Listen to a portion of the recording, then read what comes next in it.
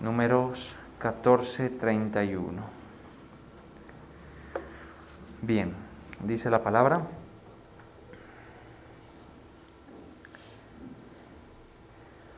pero a vuestros niños, de los cuales dijisteis que serían por presa, yo los introduciré, y ellos conocerán la tierra que vosotros despreciasteis.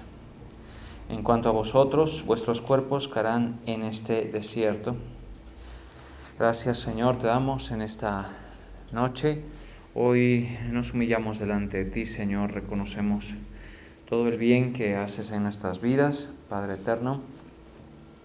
Gracias por tus misericordias que son nuevas cada mañana y el poder estar en tu casa, en tu presencia, Señor. Gracias, bendito Padre del cielo, por tu fiel amor para con nosotros. Te pedimos que nos hables tu palabra en el nombre de Jesús. Amén. Dice: también entrarán en la tierra los niños que ustedes dijeron que serían botín de guerra, y serán ellos los que gocen de la tierra que ustedes rechazaron. Pero los cadáveres de todos ustedes quedarán tirados en este desierto. Bien.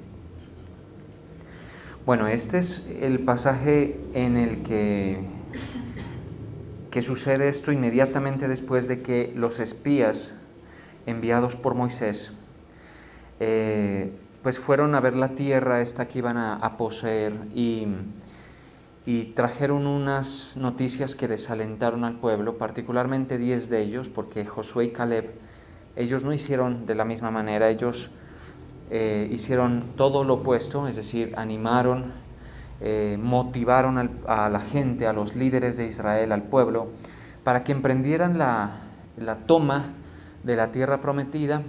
Sí, por supuesto por vía militar, por supuesto tenían que luchar, por supuesto iba a haber una resistencia, y el pueblo que había en las diferentes ciudades y pueblos que conformaban la tierra prometida, pues iban a presentar una resistencia, pero ellos los alentaron.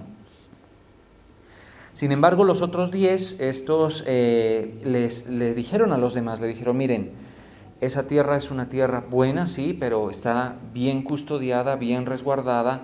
La verdad es que no vamos a ganar esa pelea, esto está muy de para arriba, como se dice. La verdad es que esto no lo vamos a lograr. Esos habitantes de allá son altos, son notoriamente más grandes que nosotros, y la tierra no...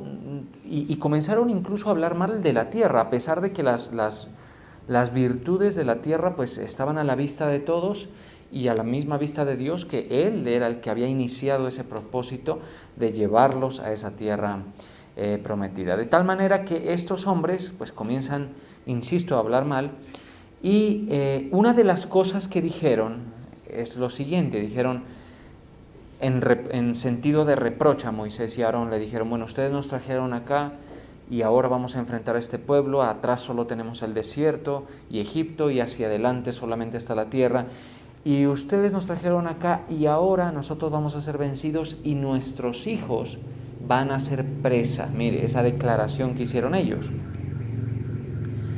Una declaración muy atrevida, por supuesto, una declaración que ellos se ve que estaban considerando todo lo malo que podía pasar en esa situación, considerando todo lo malo que podía pasar. Y por supuesto, con el fracaso posiblemente militar que hubieran tenido estos de Israel, pues por supuesto que los hijos hubieran sido presa y víctimas de cautiverio en el mejor de los casos, y en el peor, por supuesto, pues asesinato a toda la nación de Israel. O sea, ellos que estaban calculando las posibles pérdidas de enfrentarse a esa nación, a las naciones que conformaban la tierra prometida, y los posibles efectos de perder, ¿sí? Estaban calculándolo. Y comenzaron, hablando bajo la influencia, por supuesto, del temor, a decir: esto va a pasar, a nuestras mujeres las van a coger cautivas, a los niños, a los pequeñitos los van a coger como presa, y esas comenzaron a hacer sus declaraciones. La situación es que ellos pues estaban demostrando con esas declaraciones que no les había sido suficiente ver todas las maravillas que Dios el Señor había hecho en eventos pasados. maravillas, obras muy poderosas que nadie más vio y creo que nadie más ha visto, porque pues, en el caso particular de Jesucristo puede haber una excepción, pero ¿alguien más en la historia de la tierra, por ejemplo, ha visto un mar dividirse? Nadie, ¿cierto? Eso no ha sucedido en las condiciones que la Biblia lo registra, que por supuesto sabemos que son verdad. No, nadie las ha visto, pero eso no fue suficiente para crear en ellos una fe de esa que puede confiar en el Señor. Porque mire, la fe que puede desarrollar la verdad es la fe que puede confiar en el Señor, se desarrolla en la confianza. Parecen ser la misma cosa, sí. De hecho, es bien difícil definir fe y confianza sin que lleguemos a pensar que son lo mismo. Es difícil. Pero si vamos a ser completamente honestos, mucha gente dice, yo creo en Dios, por ejemplo, en el mundo hay mucho de eso, ¿sí? Y aquí en la iglesia también, yo creo en Dios, pero otra cosa es decir, yo confío en Dios, y ahí sí lo entendemos, ¿cierto? Mire, la fe y la confianza pueden estar amalgamadas realmente. Al final tal vez perderíamos el tiempo tratando de dividirlas. Pero en cuestiones prácticas es muy diferente decir yo creo en Dios que yo confío en Dios. A nivel del significado a nosotros nos dice más, mucho más nos dice la expresión yo confío en Dios, ¿cierto? Pues esas declaraciones que estos estaban haciendo e hicieron, pues eran una evidencia de que no confiaban para nada en el Señor y que ellos temían los posibles efectos de que un fracaso militar contra todas estas naciones, contra los que ocupaban la tierra prometida, pueda terminar en esa circunstancia. Y los acobardó totalmente, los acobardó y ellos definitivamente no emprendieron guerra contra ellos, contra las naciones que tenían la tierra prometida. Dios les dijo, ahora si ustedes se me regresan por el camino que vinieron, y ahí es donde encontramos estas palabras. Escuche usted. Y vamos a leer desde el 30 para recoger un poquito más. Mire, dice, vosotros a la verdad no entraréis, les dijo, ustedes no van a entrar, en efecto, esa situación que ustedes declararon va a cumplirse en sus vidas, sí va a cumplirse. En la tierra no entraréis, por la cual alcé mi mano y juré que os haría habitar en ella, exceptuando a Caleb, hijo de Jefone, y a Josué, hijo de Nun. Bien, de eso hemos hablado. Pero a vuestros hijos, de los cuales, eso es Dios hablando a través de Moisés, de los cuales dijisteis que serían por presa, yo los introduciré. Y ellos conocerán la tierra que vosotros despreciasteis. Eso nos indica a nosotros que el Señor escuchó lo que ellos estaban diciendo. Porque como hemos venido aprendiendo, y pues con lo que el apóstol nos habló ayer y las predicaciones previas que el Señor nos ha dado aquí, hemos ido reforzando la idea de que nos estamos relacionando con Dios. Y sabes, una de las grandes diferencias que tiene Dios, el Dios verdadero, el único y sabio Dios, con todas las figuras idolátricas que existen en las comunidades, en las sociedades, que están en tinieblas, por supuesto, es que Él oye. ¿Recuerdan eso que leíamos? Él oye, mire lo que dice acá. En Deuteronomio 4:28, en ocasiones previas estuvimos estudiando esto.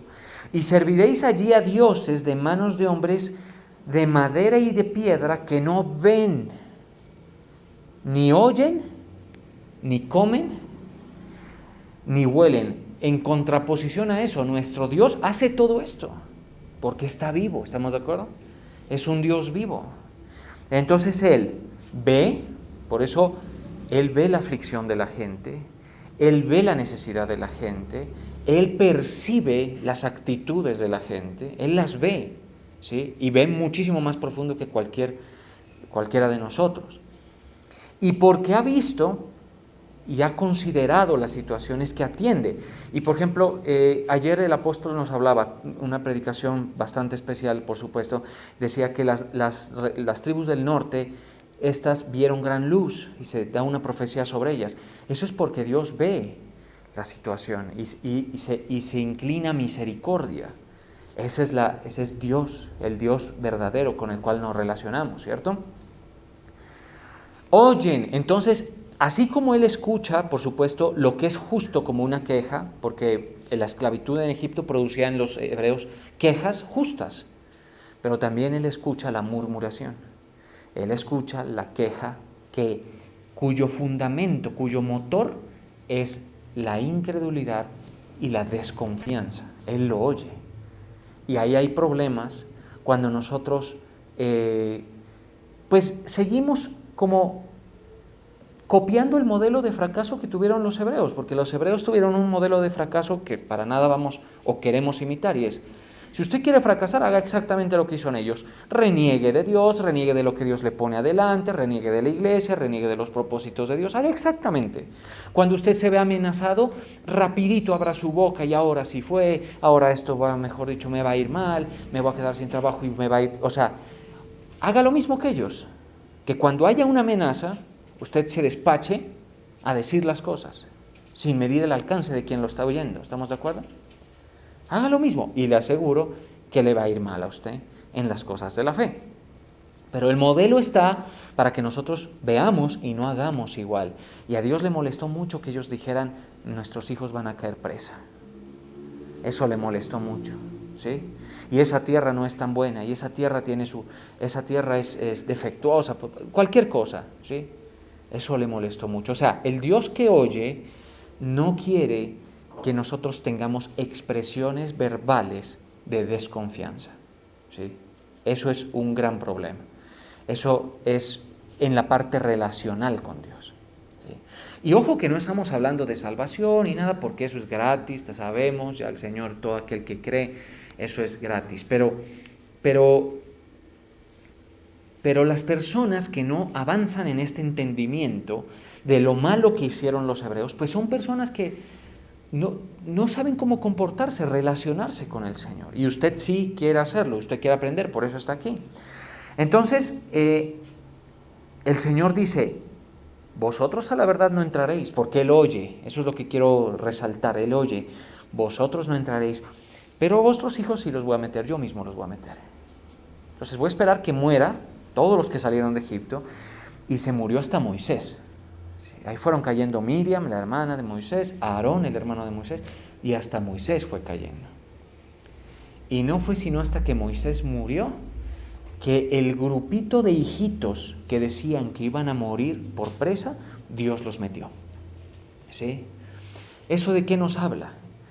Que quienes reniegan de los propósitos de Dios ante las amenazas, ante los panoramas de incertidumbre que se presentan en la vida, no van a heredar, y van a haber otros que sí lo van a hacer. ¿Sí estamos de acuerdo? El Señor tiene todos buenos planes para la gente, pero los planes de Dios se van a desarrollar en la medida en que creamos y los declaremos y confiemos en Él. Mire, si usted está pasando por una circunstancia de ansiedad, de dificultad, de incertidumbre, de que le da miedo el futuro, de que incluso le da miedo seguir lo que Dios propone, no se olvide de esto. Es mucho más seguro ir con el Señor que quedar en sus propias fuerzas, ¿sí? Cree en el Señor y no te inclines con facilidad a la murmuración, a decir: no, ahora sí fue esto definitivamente, y ya ven, eso el Señor nos va a dejar colgados, no nos va a sostener, nos van a vencer. No declares eso. Sí, mire, cuando nosotros pasamos por la crisis de hace unos añitos ya en el ministerio, mucha gente se iba sintiéndose amenazada y decían: la iglesia no va a salir adelante, esa familia no la va a sostener el Señor, los va a superar esa situación. Claro, porque cada vez estaba como el agua entrando más, el agua pues simbolizando por supuesto todos los ataques y dificultades que tuvimos que afrontar. ¿Sí? Y honestamente ahí, en esos momentos, no cuando uno está en confort, es que uno puede ser precipitado para decir: sí, esto ya definitivamente no tiene salvación, vámonos de aquí, escapemos antes de que se hunda, que no seamos los últimos en salir. Pero se les olvidó que la diestra de Jehová estaba sosteniendo el ministerio, porque es una idea de Dios nuestro ministerio, ¿cierto?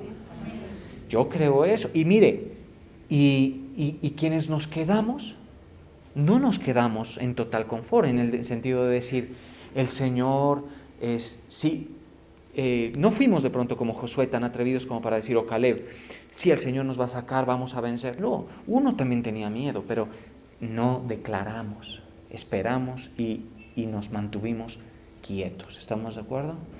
Y bueno, el Señor nos ha sostenido, el Señor nos ha respaldado, el Señor nos ha hecho sobrevivir a una situación, por ejemplo, como la de la pandemia, que fue difícil para la iglesia, ¿cierto?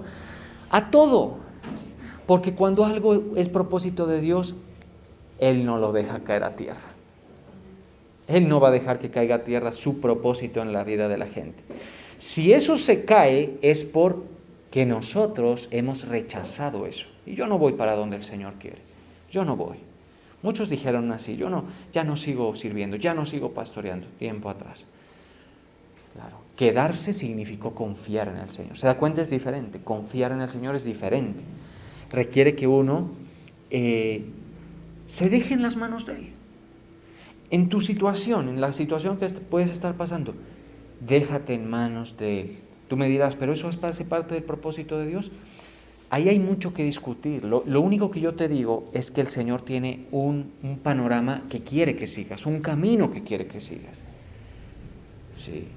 Y el Señor va a usar el poder que está en Él para sacarte a tierra más amplia, a introducirte en las promesas. Él puede. ¿Cuántos creemos que Él puede? Por eso nunca nosotros veamos lo pequeño como algo estéril. Las siembras que tú haces, las disciplinas de perseverancia que haces, la dedicación y la respuesta positiva al llamado del Señor a participar de las cosas de Él, porque allí el Señor va a mostrar su poder, ¿estamos de acuerdo? Y Él puede hacer, Él puede darte, mira, ¿qué necesita Dios, por ejemplo, para darnos casa? Para una persona como usted o como yo, casa es difícil de conseguir. Se requiere tener un residuo, ¿sí?, de ingresos lo suficientemente voluminosos para ahorrar, por ejemplo, para una cuota inicial. ¿Eso es fácil? ¿Con todo lo que hay que gastar? Por supuesto, hay mucha gente que gasta más de la cuenta, por supuesto, pero eso no es la discusión. Sí. Aún teniendo un ingreso muy bueno, los gastos son altos. Y uno dice, y yo no realmente quiero ahorrar, pero no puedo, ¿qué sale esto? Quiero ahorrar, pero sale, por ejemplo, el impuesto del carro.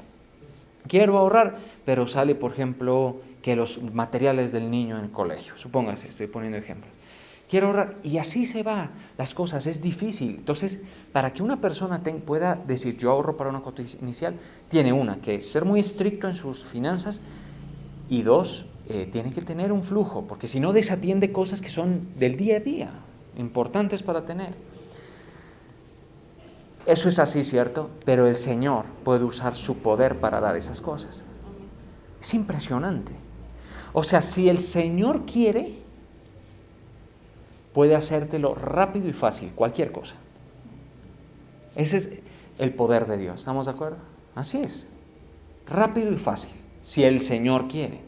Nuestro problema es decir, el Señor me va a dar. No, mira, tú sigue el propósito de Dios, ¿sí? Sigue el propósito de Dios, porque allí tú vas a encontrarte, toparte con que el Señor siempre va a usar su poder para sostenerte y hacer, o sea, que tu confianza no sea defraudada. Nadie que confía en el Señor va a ser defraudado, ¿sí? Por eso, entre, por ejemplo, ahorrar y honrar al Señor con nuestros bienes, debe haber un equilibrio saludable tendiente a priorizar, mucha atención, honrar al Señor con nuestros bienes. Usted me dice, ¿pero cómo? Si el ahorro es importante. Claro que sí, pero el ahorro, tú puede que a gota puedes hacer un ahorro, pero si el Señor se agrada de ti, puede darle fuerza a tus esfuerzos y llevarte más lejos. ¿Estamos de acuerdo? Entonces es más importante. Entonces aquí él dice, ustedes no entran, pero sus hijos sí. de los cuales ustedes dijeron. Recuerden que ustedes dijeron, ellos no entran, ellos van a ser presa. Ellos sí van a estar, ellos sí van a entrar. Para demostrarles a ellos que el Señor era una cuestión de creerle nomás. Y así es el propósito de Dios. Mira, cuando lo veas amenazado, cuando tú consideres que es arriesgado seguirlo al Señor, síguelo y evita a toda costa hablar palabras que reflejen desconfianza. Ahora, nosotros sabemos que hay una verdad bíblica que no nos deja escapar. Dice que de la abundancia del corazón habla la boca. Y por ejemplo, cuando nosotros estamos en el corazón desconfiando del Señor, cualquier cosa, pues ante la más mínima dificultad hablamos y decimos y esto nos va a superar y esta situación no va a quedar, mejor dicho, nada. Pero cuando eso es un reflejo de la desconfianza. Por eso, si quieres ver a una persona que está bien en la fe, es una persona que puede con serenidad manejar una crisis y declarar lo positivo, confiar en el Señor, con prudencia, por supuesto. No ser precipitado para la queja, no ser precipitado para el reproche, la desconfianza. Y menos para declarar sobre tu propia vida lo que Dios puede evitar que pase. ¿No se acuerdan? Al contrario, comprométete con el Señor, créele y sigue adelante con Él. Entonces, aquí lo que dice, de los cuales dijisteis que serían por presa, yo los introduciré y ellos conocerán la tierra que vosotros despreciasteis. Porque lo que estaban diciendo básicamente era, ¿y por qué nos trae Jehová a esta tierra para caer a espada? Números 14:3. Y que nuestras mujeres y nuestros niños sean por presa. O sea, ellos estaban en otro nivel, porque ellos ya estaban diciendo, Dios nos trajo para esto. Todo discípulo del Señor va a tener miedo, ¿sí? Va a tener que escoger entre obedecer a Dios o salir huyendo de los desafíos que Él le pone. ¿Me está escuchando? Es todo discípulo del Señor. Y el verdadero logro es que nosotros podamos confiar en el Señor y creer que Él no nos sacó de donde nos sacó para dejarnos ahí embolatados en el camino. Eso no hizo el Señor. Si el Señor te alcanzó con su palabra, con el evangelio de la salvación, el Señor no te va a dejar tirado por allí. ¿Sí? No te va a dejar. Lo importante es que tú lo creas y te adhieras a su propósito. Porque aquí dice, ¿y por qué nos trae Jehová a esta tierra? Por eso cuando nosotros tenemos un desafío hay que asumirlo, ¿sí? Porque el Señor te va a dar lo necesario para vencer. Eso es bien bonito, ¿sí? Te va a dar lo necesario.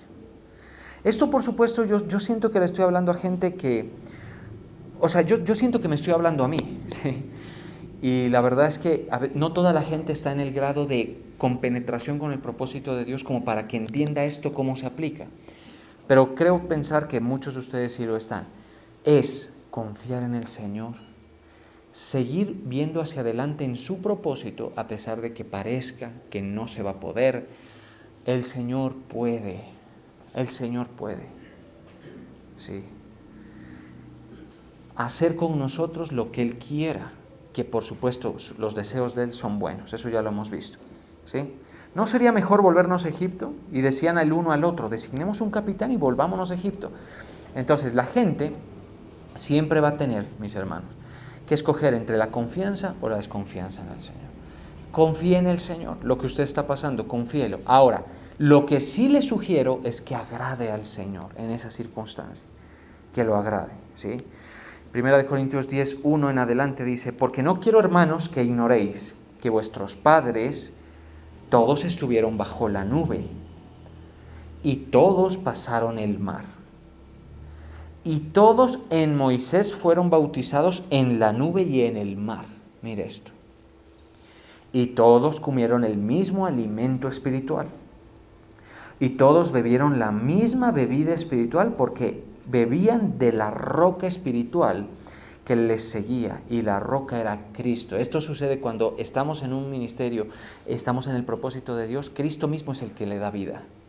La peña de Oreb representa eso, que siempre va a brotar agua para dar vida para que el pueblo pueda sobrevivir, porque la muerte del pueblo significa la muerte del propósito. ¿Estamos de acuerdo? Entonces, si el pueblo no tenía agua, moría el propósito con Israel. Y hubo agua. Aquí lo que está diciendo, bebieron de la roca espiritual que los seguía. Es el Señor, estaba allí. Y la roca era Cristo. 1 Corintios 1:5. Pero de los más, eso es en otras palabras, de la mayoría de ellos, ojalá tú no seas de esos, pero de la mayoría de ellos, léalo ahí, ¿qué dice? No se agradó Dios. Y cuando tú vas a ver el por qué no se agradó, fue por eso, por desconfiar, por apresurarse a decir, ¿y nuestros hijos? ¿Y por qué no nos volvemos? ¿Y para qué nos trajo?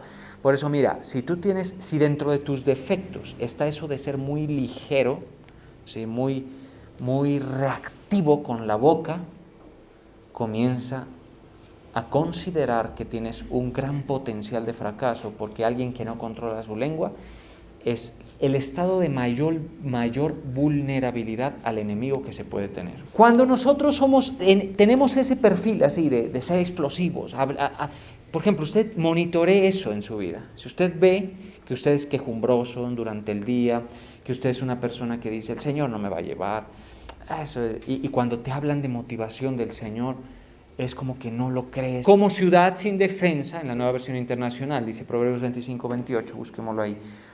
¿Sí? Gracias, Proverbios 25:28. Pero va a leer en la Reina Valera, que es bien interesante también. Como ciudad derribada y sin muro es el hombre cuyo espíritu no tiene rienda. ¿Sí? Y eso lo dice, pues por supuesto, en contexto de la lengua. ¿Sí?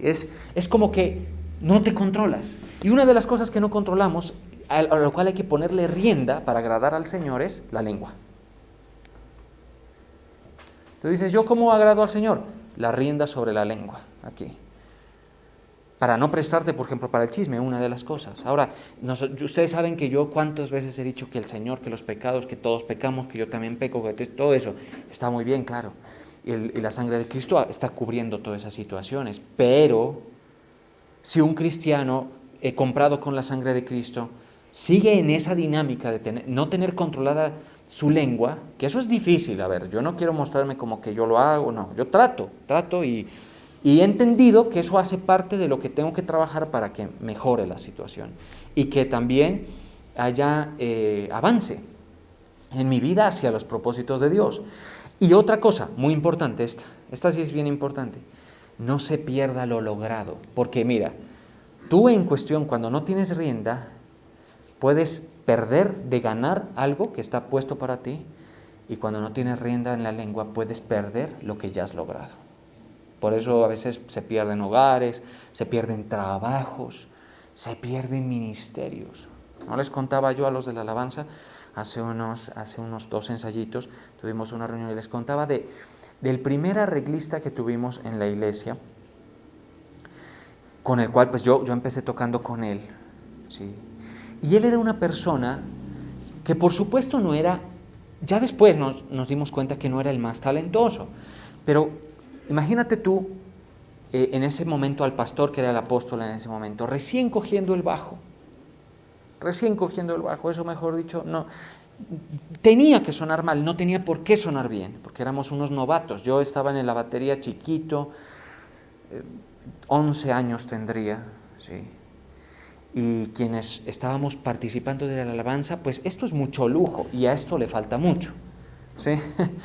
Pero lo cierto es que los que estábamos participando, pues estábamos, y ahora sin referentes, porque por ejemplo las iglesias de hoy, de Salem por ejemplo, tenemos referentes, nada más dense cuenta cómo sonó ayer y la calidad de algunos de los músicos, entonces, pero ya hay referentes, pero antes no, éramos unos niños. Y organizaba las canciones, arreglista, y claro, se impacientaba con los defectos que teníamos nosotros. Yo no era muy firme en el pulso y hacía esto, miren, les voy a mostrar y pues no se me van a asustar. Mientras tocaba, marcaba así, ¿sí? Todo mundo se enteraba que yo estaba perdido, ¿sí? Todo mundo, pero yo estoy haciéndolo muy, muy tranquilamente. Le salía una vena por aquí, se ponía rojo y comenzaba. No había forma de ignorar eso. Y yo le decía, y cuando terminábamos el culto, nos subíamos al carro Yo le decía, ¿vio papá? Le decía, ¿viste lo que hizo? Yo, sí, hay que soportar, es el arreglista, bueno, ahí está. Pero él se descontrolaba, una desafinación, mejor dicho, se sonrojaba y él entraba como a solucionar el asunto, pero de una forma intempestiva, ¿sí? Un buen día siguió así. Y por supuesto habían unos músicos que sí le servían y otros que no, entre ellos nosotros, porque nosotros éramos la familia, nos estábamos formando. Y un buen día, era un sábado, teníamos en el ensayo el sábado, y él llegó y todos llegamos, y el apóstol planteó la posibilidad, le dijo, mira, eso no está bien, porque él, a mí nunca me hizo llorar porque pues yo puedo decir hasta que sinvergüenza fui, y no entendía muy bien, pero al apóstol Ruth, por ejemplo, ella cantaba y ella le hizo llorar varias veces, por el show que armaba, o sea, era una cosa terrible. Y, y a otras personas les hacía sentir mal y todo. Y la iglesia se daba cuenta del carácter y todo. Como él estaba en el ministerio que le fue asignado a mi padre un poco antes, él siempre miró a la autoridad como un poco de menor, como que esto lo sostenemos entre los dos, pero error, no lo sostenía ni el apóstol, en ese tiempo pastor, ni él, lo sostenía Dios, ¿estamos de acuerdo? Y Dios estaba con el apóstol, entonces él nunca lo entendió, y entonces se planteó en ese ensayo que eso se corrigiera y se le dijo, y él salió. Por dicho, yo no, es que ustedes no estudian, ustedes son una cosa, la otra, y yo no voy a tolerar que esto, pero me parece mal y una cosa, bueno, y él dejó el ensayo, cogió su piano, lo empacó y se fue. Y el apóstol fue hasta la puerta y le dijo, ustedes, pues, perdónenme, pero pues hay una historia que muchos de ustedes no conocen. Para muchos de ustedes, el ministerio cuando llegaron tenía todo hecho, ¿estamos de acuerdo? Entonces, esa historia no la conocen. Él fue hasta la puerta y le dijo, no te vayas. No, y no volvió más. Ese día yo, ¿qué edad tendría? Unos 13 años, no sé, unos 14, es muy difícil fijar eso. Pero el caso es que entre los niños que habíamos en la iglesia llorábamos, decíamos, no, se acabó la iglesia, no vamos a ver quién soporte esto, si de todos aquí nos hace uno. El apóstol quedó, porque el culto era el ensayo era antes del culto, y ahora ¿qué hacemos? No hay pianista, bueno, tal. Antes de eso, el apóstol estaba tomando clases con otro que perteneció al ministerio durante mucho tiempo. Y ese día llegó temprano, mire qué cosa, el profesor de música. Y ya llevaba un año, algo más de un año asistiendo. Y ese día nos organizó y salimos. Y de ahí en adelante, el ministerio de alabanza de la iglesia no ha hecho más que mejorar y mejorar y mejorar y mejorar. Y la persona que despreció por ser así impulsivo, por ser de carácter de pronto descontrolado, está perdido, está embolatado, no tiene ministerio, como todos los que han abandonado alguna cosa que aquí se ha hecho, ¿sí estamos de acuerdo?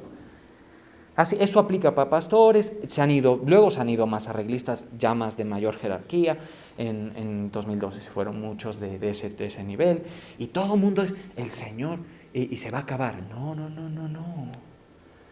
Porque esto es una idea de Dios, ¿estamos de acuerdo? Y así tú tienes que ver el propósito de Dios en tu vida. Por eso tú no seas el primer desertor del propósito de Dios en tu vida. No te consideres el centro de eso, porque no eres el centro del propósito de Dios. Eres parte de él, ¿sí? Se abortó y se fue. Su familia no pudo nunca más levantarse, ni heredar lo que se tenía para ellos. ¿Sí? Y él tampoco. Entonces, y hablaba y todo. Entonces nosotros debemos monitorear eso. Si tú eres una persona que hablas y dices, y ahora sí el Señor, y ya ve, yo le dije si ese pastor no tenía razón y todo eso, ante las amenazas, las situaciones, cuídate mucho. Porque ese es el factor que hizo que Dios no le gustara la conducta de los hebreos. Ese es el asunto. ¿Sí? Y comienza a manejar prudencia en las palabras, confiando en el Señor. Confía en el Señor. Él no te va a soltar. ¿Sí? No nos va a soltar. ¿Sí? En estos días que hemos estado tan agitados, en mi caso por lo de mi esposa, de mi hijo, pues que estuvimos en el hospital y todo, luego supimos lo de Anderson, bueno, todo eso, y la campaña encima y todo. El Señor no nos suelta, ya tenemos buenas noticias en todos los frentes. Gloria a Dios por eso. No nos va a soltar, hermano. Confía en el Señor. Solamente encárgate de cogerte de lo que el Señor te está proponiendo, de ser fiel allí. Eso es lo que tienes que hacer. Y el Señor te va a llevar, con pocos o con muchos, acompañado o solo, ¿sí?, con quienes estén en el lugar donde el Señor quiere. Entonces dice aquí, pero de la mayoría de ellos, porque eso es lo que significa de los más de ellos, 5 de Corintios, no se agradó Dios, por lo que quedaron postrados en el desierto. Entonces, nosotros, si creemos en el Señor, si hemos creído el Evangelio, por supuesto que no vamos a perecer de manera como ser condenados, no. Pero el propósito de Dios en nuestra vida es necesario que lo alcancemos, y esta es la actitud que se requiere. Entonces, esto, mis hermanos, a usted le va a traer mucha bendición, porque usted, cuando se vea así amenazado, solo, cualquier cosa, al contrario, si quiere ir por un buen camino, alabe al Señor, alabe al Señor. Si quiere ir por un buen camino, declare que el Señor lo sostiene, que Él es su Dios, que el Señor no lo sacó para dejarlo tirado, que el Señor lo va a llevar y va a cumplir. Y hay un pasaje que a mí me encanta, yo siempre lo he dicho, es uno de mis versos favoritos de la Biblia, que dice: Jehová cumplirá su propósito en mí. Tu misericordia, oh Jehová, es para siempre. No desampares la obra de tus manos. En lugar de quejarse, diga eso. ¿Sí? Jehová cumplirá su propósito en mí. Jehová cumplirá. Y le aseguro que pasa el susto, pasan las circunstancias y usted queda firme ahí en los propósitos. Se va gente y usted se queda. Muchos rechazan el propósito de Dios, lo que el Dios les pone adelante, se van a ir, mire, mucha gente, y usted se queda. ¿Y qué le va a pasar a usted, individuo que ha creído en el Señor, solito así? Que el Señor va a ser con usted justo. ¿Sí? Porque, pregunto, ¿estos hijitos tenían razones de pagar por los errores de sus padres, de ser tan atrevidos, de decir, ordenemos un capitán y nos regresamos? ¿Era justo que pagaran ellos? ¿Era justo que murieran? No, no era justo. ¿Sí? La Biblia dice que ellos no sabían distinguir entre lo bueno y lo malo. Mire, vamos a leer con eso y ya terminamos. Deuteronomio 1:39. Y vuestros niños, de los cuales dijisteis que servirían de botín, y vuestros hijos que no saben hoy lo bueno ni lo malo, pero ya tú sabes lo bueno y lo malo, ¿cierto? Ellos entrarán allá y a ellos las daré y ellos la heredarán. Y así va a suceder con los que se queden en el propósito de Dios. Espero que tenga oídos para oír, que oiga. Pero vosotros volveos e id al desierto camino del Mar Rojo. Hay un detalle sobre esta historia que me gustaría mencionar, y es que después de que Dios les dice esto, ellos dicen, no, perdón, sí, fallamos, erramos, ahora vamos a pelear. Y el Señor nos los entregará. Eso sucedió.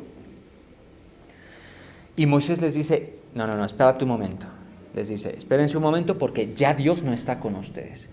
Y en eso me quiero centrar, es la diferencia de que Dios esté en cualquiera de nuestras ideas e emprendimientos. Es por eso, por ejemplo, que predicar con resultados de parte del Señor no depende de la persona, en el sentido en que uno dice, no, yo voy a predicar y voy. Si el Señor no apoya eso, no se puede sostener. ¿Sí? Así tenga los buenos deseos. Mire esto. Terminemos con esto. En Números 14:44. Entonces Moisés les dijo, no, ya no suban porque Dios no está con ustedes, ya no vayan a pelear. Números 14:44. Sin embargo, se obstinaron en subir a la cima del monte. Pero el arca del pacto de Jehová y Moisés no se apartaban de en medio del campamento. Esto nos habla de que nosotros debemos estar en donde está el poder de Dios. No podemos estar nosotros haciendo cosas sin el respaldo del Señor. ¿Y sabes cuándo te va a respaldar el Señor? Cuando la prioridad en tu vida es su propósito. Quiero que lo entiendas. Y muchos de ustedes ya lo saben. No se apartaron del medio del campamento. Y descendieron el amalecita y el cananeo que habitaban en aquel monte, y los hirieron y los derrotaron, persiguiéndolos hasta Horma. Entonces, ahí sí pudieron haber dicho, ya ve, nos ganaron, pero te ganaron porque Dios no estaba. Números 14, 41, 42. Y dijo Moisés, ¿por qué quebrantáis el mandamiento de Jehová? Él les dijo, regrésense al Mar Rojo. Aún, mis hermanos, aún Josué y Caleb, que habían hecho lo correcto, se regresaron al camino del Mar Rojo, porque ir en el camino del Mar Rojo ahora era la nueva orden, y Dios iba a estar con ellos. ¿Estamos de acuerdo? Póngase usted a pensar en eso. Esto tampoco, dice, esto tampoco os saldrá bien. No subáis porque Jehová no está en medio de vosotros. Ahora ya no. Entonces, si tú estás con el Señor, mira, no va a suceder lo que temes, va a suceder lo que Dios quiera que suceda. Puede que hayan pérdidas, puede que hayan amenazas, pero el propósito de Dios se va a cumplir en ti. Y como lo decíamos en otra predicación hace unos días, Él lo que quiere es a la postre hacerte bien, a la postre hacerte bien. Tenlo en cuenta y adhiérete al propósito del Señor. Vamos a orar.